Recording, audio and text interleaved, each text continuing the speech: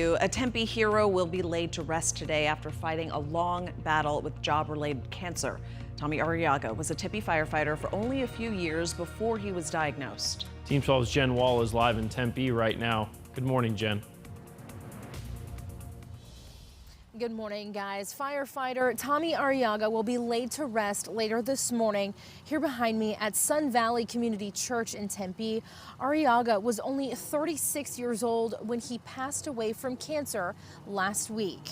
Tommy Arriaga was with the city of Tempe, and the department said the colorectal cancer, which ultimately took his life, was related to his work. First responders from around the valley are expected to attend his service today.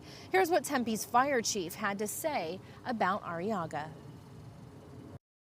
He is an example of what it means to be a true hero. Tommy's infectious attitude and smile made him a joy to work around. He demonstrated immense pride in serving the citizens of Tempe and all surrounding communities.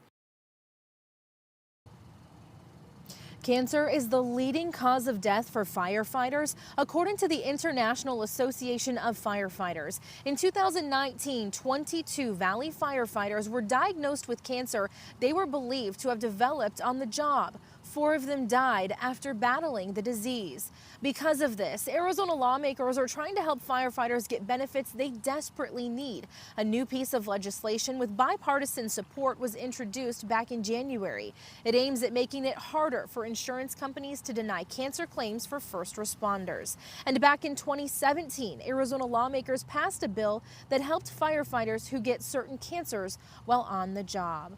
Arriaga's service will take place at 11 o'clock this morning, and members of the public are allowed to attend. For now, we're live in Tempe. Jen Wahl, Today in AZ.